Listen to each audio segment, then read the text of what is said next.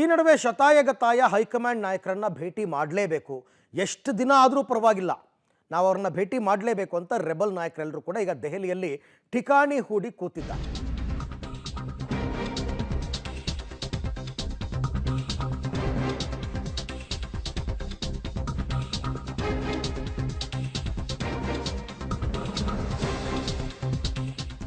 BY Vijayendra ವಿರುದ್ಧ ಮುಂದುವರೆದಿದೆ ಬಂಡಾಯ.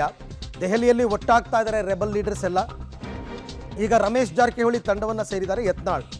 ಇವತ್ತು ಯತ್ನಾಳ್ ಹೈಕಮಾಂಡ್ ಭೇಟಿ ಮಾಡೋ ಪ್ರಯತ್ನ ಮಾಡ್ತಾರೆ. ನಡ್ಡಾ ಭೇಟಿಯಾಗಿರುವುದಾಗಿ ಹೇಳಿಕೊಂಡಿದ್ದಾರೆ ಜಾರಕಿಹೊಳಿ, ಗೊತ್ತಿಲ್ಲ. ಕುಮಾರ್ ಬಂಗಾರಪ್ಪ ಅಂತೂ BL ಸಂತೋಷ್ ಅವರನ್ನ ಭೇಟಿಯಾಗಿದ್ದಾರೆ. ಈ ಬೆನ್ನಲ್ಲೇ ಯತ್ನಾಳ್ ಅವರಿಂದಲೂ ವರಿಷ್ಠರ ಭೇಟಿಗೆ ಪ್ರಯತ್ನ. ಭೇಟಿಗೆ ಸಮಯ ಸಿಕ್ಕಲ್ಲಿ ವಿಜಯೇಂದ್ರ ವಿರುದ್ಧ ದೂರು ಸಲ್ಲಿಸುವ ಸಾಧ್ಯತೆ ಇದೆ. ಇವತ್ತೇನಾದ್ರು ಸಿಗುತ್ತಾ ಅಂತ ನಾನು ಹೇಳ್ತಾ ಇರ್ತೀನಿ ಯಾವಾಗಲೂ ಕೂಡ. ಒಂದು ಕಡೆ ಸಂಸತ್ ಅಧಿವೇಶನ ನಡೀತಾ ಇದೆ, ಬಜೆಟ್ ಅಧಿವೇಶನ. ಅದಾದ ನಂತರ ಇವತ್ತು ಡೆಲ್ಲಿ ಎಲೆಕ್ಷನ್ ಬೇರೆ ಇದೆ. ಸೊ ತುಂಬ ಬ್ಯುಸಿ ಇದ್ದರು. ಇವತ್ತು ಡೆಲ್ಲಿ ಎಲೆಕ್ಷನ್ ನಡೀತಾ ಇರೋದ್ರಿಂದ ಇನ್ನೇನು ಅವ್ರದ್ದೇನು ಕೆಲಸ ಇರಲ್ಲ. ಹಾಗಾಗಿ ಸ್ವಲ್ಪ ಫ್ರೀ ಮಾಡ್ಕೊಂಡು ಟೈಮ್ ಕೊಡ್ಬೋದು ಇವತ್ತು ಅಮಿತ್ ಶಾ ಅವರು, ನಡ್ಡಾ ಅವರು ಎಲ್ಲರೂ ಕೂಡ.